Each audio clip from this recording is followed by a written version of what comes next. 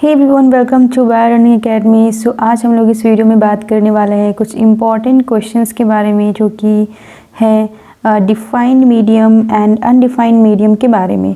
ठीक है, आगे एक और क्वेश्चन है जिसमें हम लोग देखेंगे ये जो बेसिकली ये जो क्वेश्चंस है वो इंडस्ट्रियल बायोटेक्नोलॉजी से रिलेटेड है। ठीक है, ये जो टॉपिक है यानी कि जो क्वेश्चन हम लोग डिस्कस करने वाले हैं वो इंडस्ट्रियल में आता है।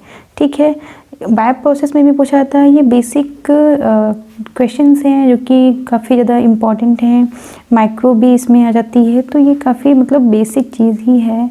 तो ये ऑलमोस्ट सभी एक दो जो सब्जेक्ट्स होते हैं ये उसको कवर करता है। ठीक है, तो चलिए हम लोग बात करते हैं। जो पहला क्वेश्चन हमारा है वो क्या है।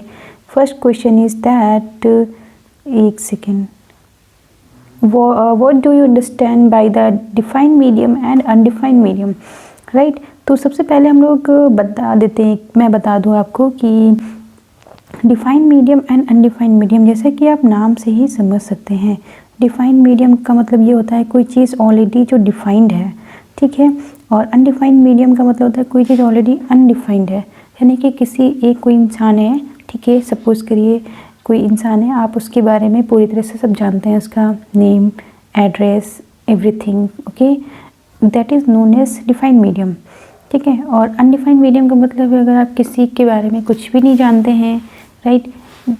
सपोज़ कोई पर्सन है, उसका आप नेम शायद जानते हैं, सिर्फ नेम, बट उसके बारे में और कुछ नहीं जानते हैं। ठीक है, तो दैट इज़ अनडिफाइंड मीडियम। ठीक है, so before discussing about defined medium and undefined medium we need to understand about culture medium. ठीक है, तो हम लोग सबसे पहले कल्चर मीडियम के बारे में जान लेते हैं कि कल्चर मीडियम आखिर क्या होता है, right. So the food material और substances required for growing micro organisms.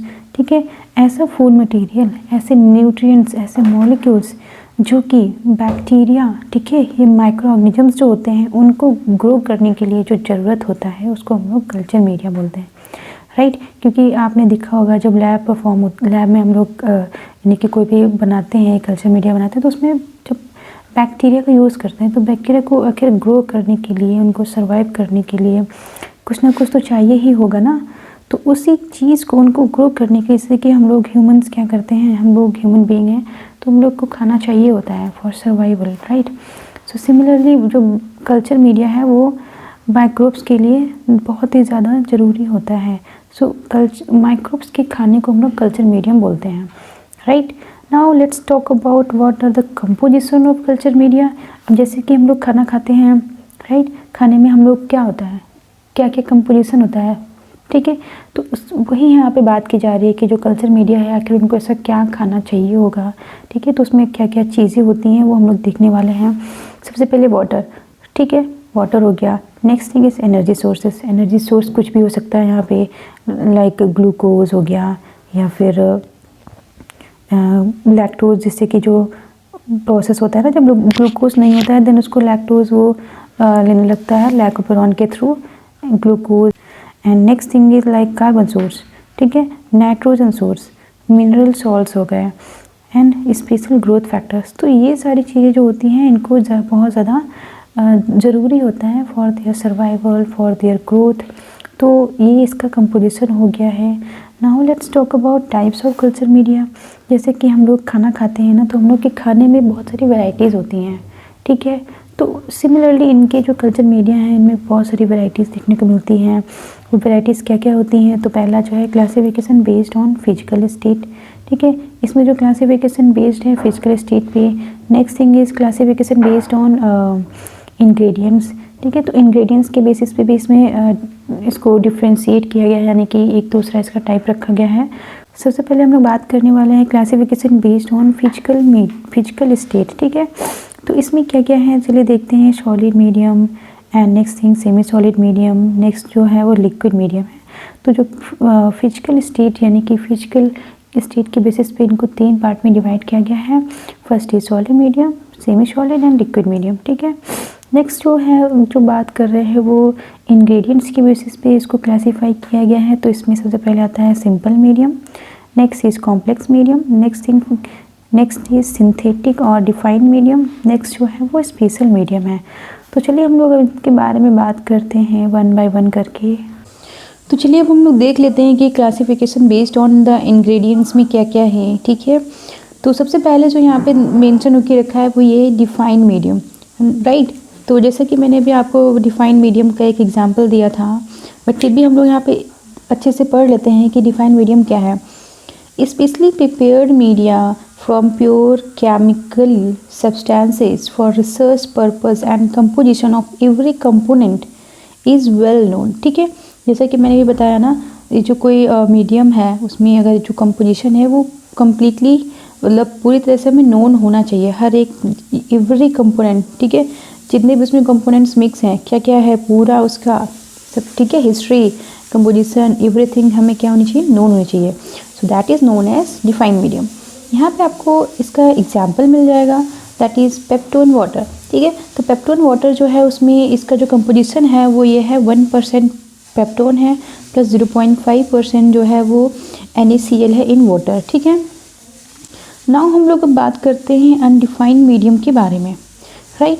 So undefined medium में क्या है, it is also known as basal medium, ठीक है। अनडिफाइंड मीडियम को हम लोग बेसल मीडियम के नाम से भी जानते हैं। In this at least one element concentration जो होता है वो नोन होता है, ठीक है। इसमें सिर्फ एटलीस्ट वन नोन होता है, बाकी जो होते हैं वो अननोन होते हैं, राइट।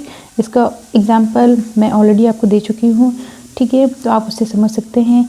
यहाँ पे जो इसका एग्जाम्पल वो ये है लाइक यीस्ट एक्सट्रैक्ट, ठीक है।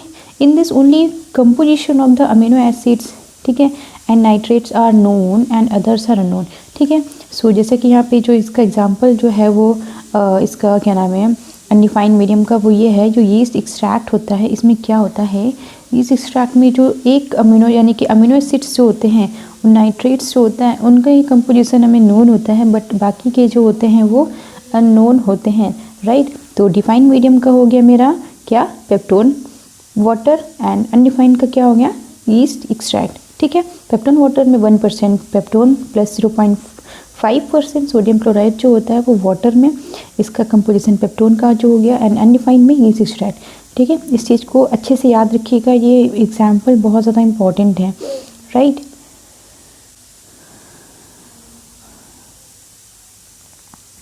नाउ हम लोग बात करते हैं name of some complex carbon and nitrogen sources that are used in fermentation, ठीक है।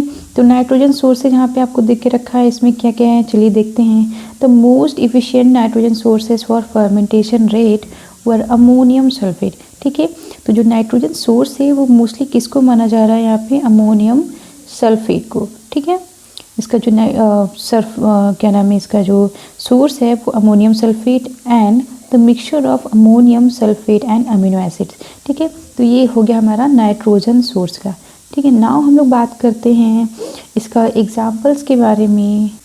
सो एग्जाम्पल्स जो है वो यहाँ पे आपको मेंशन होके रखे हैं, inorganic nitrogen sources, organic nitrogen sources and nitrogen sources in industrial fermentation.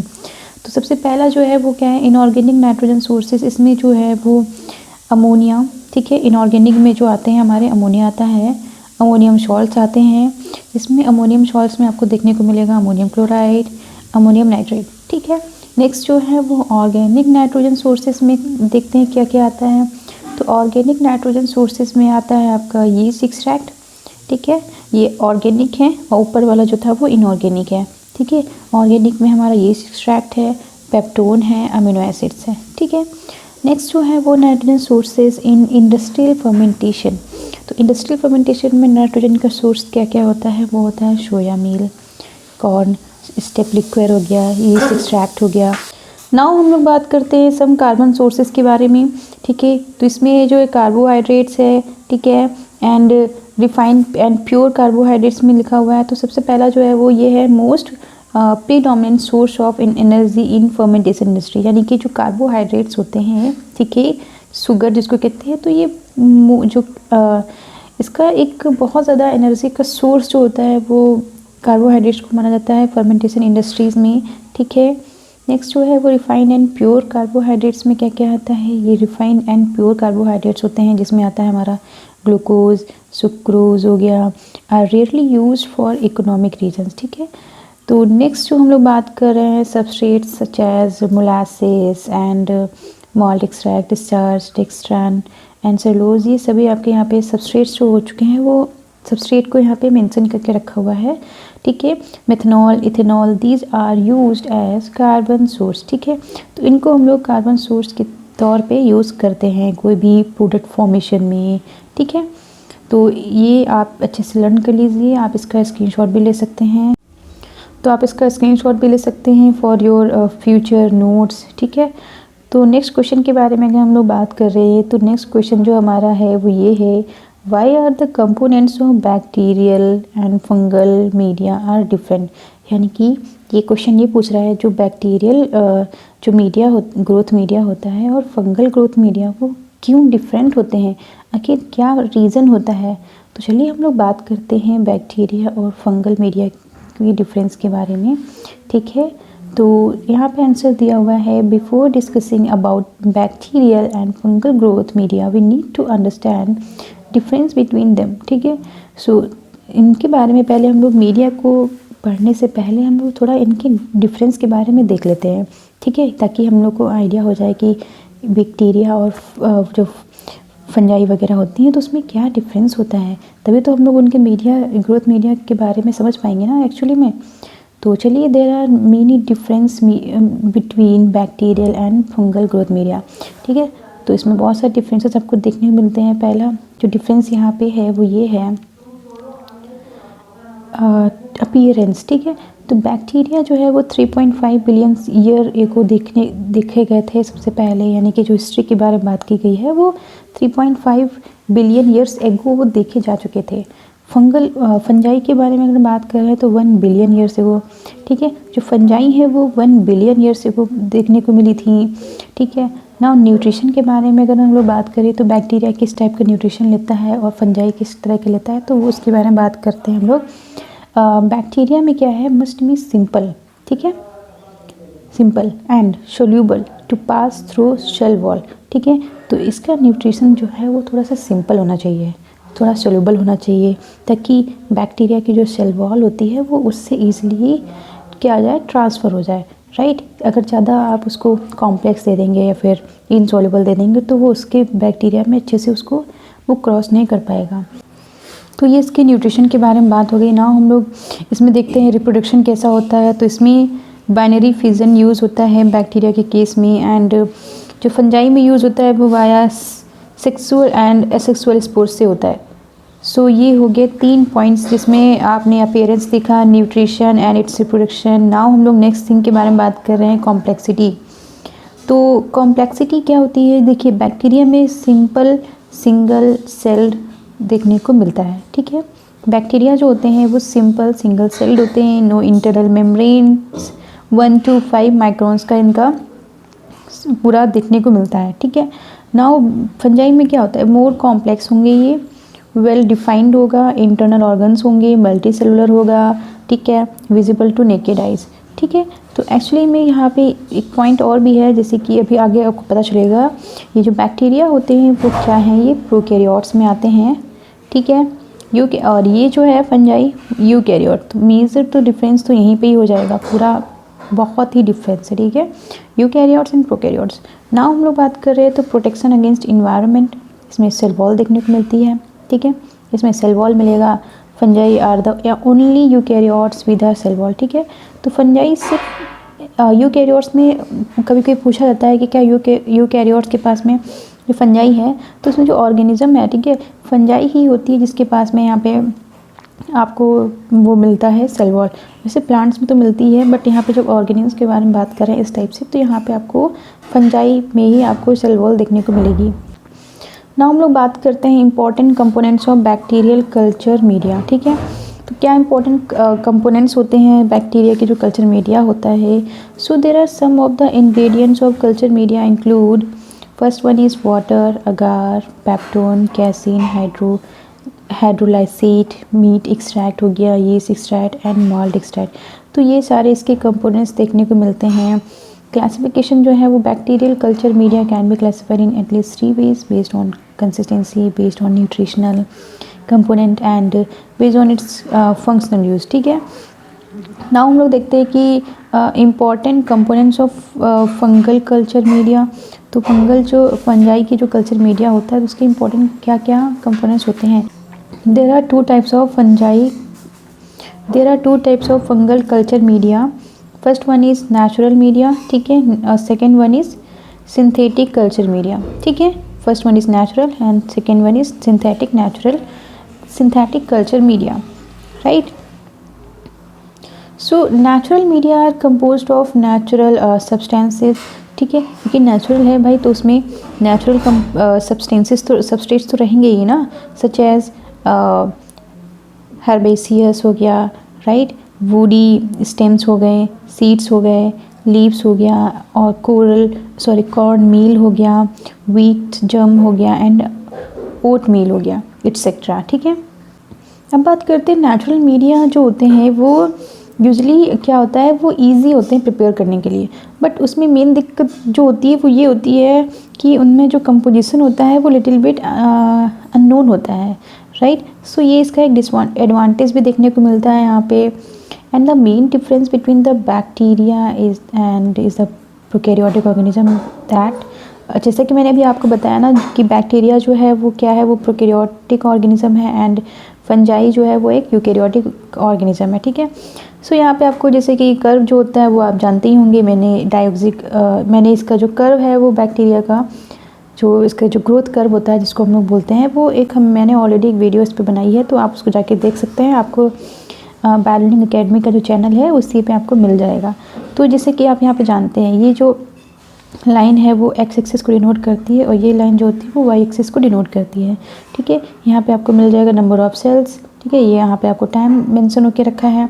सो ये जो कर्व है वो ये दिखा रहा है कि जैसे कि ये लैग फेज होता है, फिर ये लॉग होता है एंड ये stationary and this one is death, ठीक है। यहाँ पे क्या होते हैं जो सेल्स, जैसे कि जो बैक्टीरिया होती हैं, जो बैक्टीरिया है, ठीक है, हमारे जो माइक्रो ऑर्गेनिजम्स होते हैं वो क्या करते हैं, जब उसको स्टार्टिंग में जैसे कि जब बिल्कुल इनिशियल फेज़ होती है, ठीक है, तो वहाँ पे क्या होता है, लैग फेज़ में आपको ये देखने को मिलता है बैक्टीरिया धीरे धीरे मतलब बहुत ही हल्का हल्का वो ग्रोथ स्टार्ट करते हैं, ठीक है। ग्रोथ होना स्टार्ट हो जाती है जब वो खाना खाते हैं ना, तो धीरे धीरे उनकी ग्रोथ देखने को मिलती है, बट क्या है वहाँ पे डिवीज़न नहीं देखने को मिलेगा।